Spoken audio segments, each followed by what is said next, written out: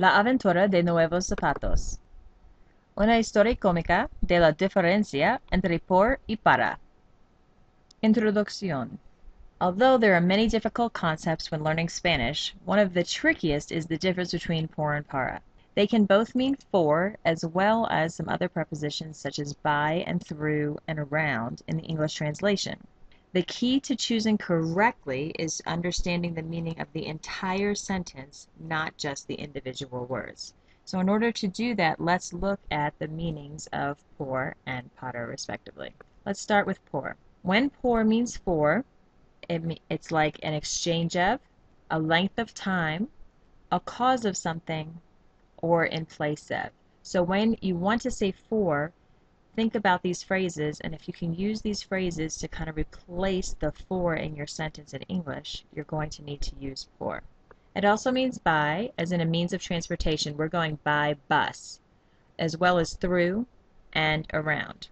Now, para, on the other hand, when it means for, is talking about a purpose or a benefit, to express an opinion, or to contrast it, or to compare. So you need to think about each of these phrases, and does that work in the meaning of your sentence in place of for, and if so, you need to use para. Para also means by, but by in this case as in a deadline. I need to have my homework done by Friday. It means to, like a destination. I'm going to Mexico on vacation. And also in order to. You'll see all the examples as we go through the story of por and para. So jot those down if you need those in your notes to help you understand the difference.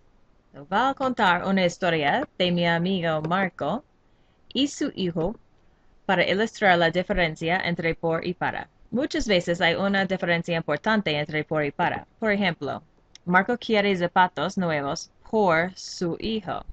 In this sentence, what I'm literally saying is Marco wants to trade his son in for a pair of shoes. So he's trading in his son to the shoe store and just taking the pair of Nikes and rolling with them. La esposa de Marco no estará feliz con este cambio. Sin embargo, cuando decimos Marco quiere zapatos nuevos para su hijo, entendemos que Marco está dando dinero para comprar los zapatos para su hijo. So what we have here is Marco wants to buy new shoes for his son. He's exchanging money for the shoes to give them to his son. So he's buying shoes for his son, not exchanging his son for shoes. So big difference for just the two little words. Bueno, para continuar.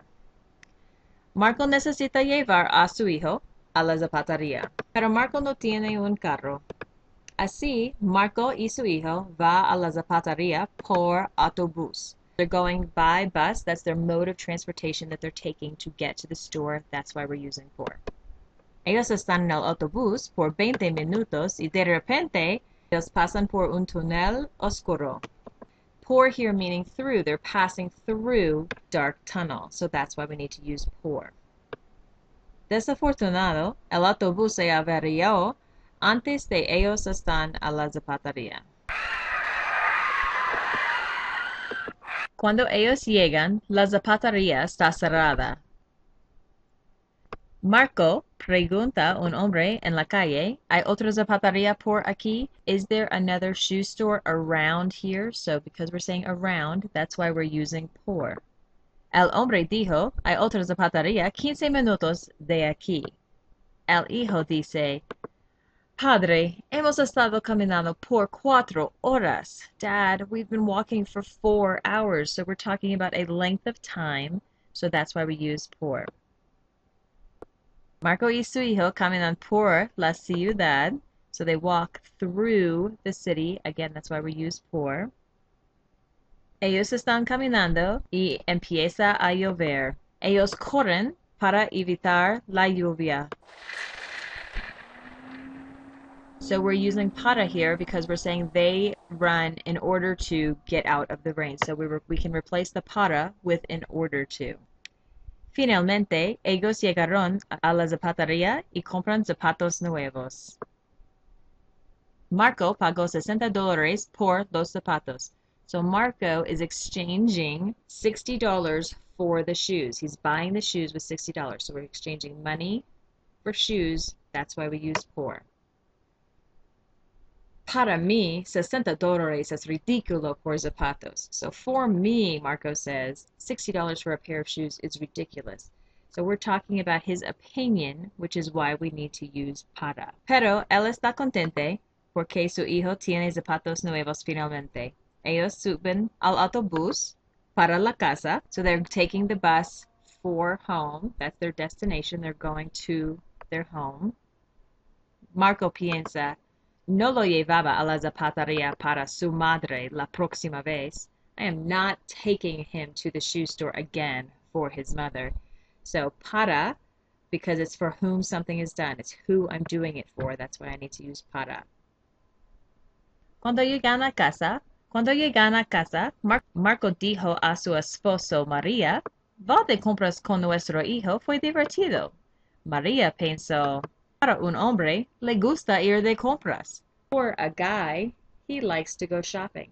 So we're using para because it's in comparison to every other guy in the world. He likes to go shopping. De repente, ella recordó que nuestro hijo necesita una calculadora para miércoles. Needs a calculator by Wednesday. And because it's a deadline, that's why we need to use para. Ok, puedo ir. Marco, puedo comprarla por mí. So I can't go, but Marco can go for me. He can go in my place. So that's why I need to use por. Conclusión. Always think about the context of the sentence. This is where knowing what every word in the sentence means maybe isn't enough. You have to know what the entire sentence is trying to say to make the right choice.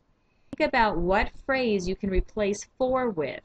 Out of those ones I gave you at the beginning of the video, the sentence to make sense. That will help you decide, do I use por or para?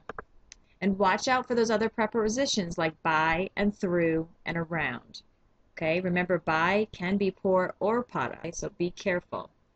We'll have lots of practice in class. Can't wait to see you then.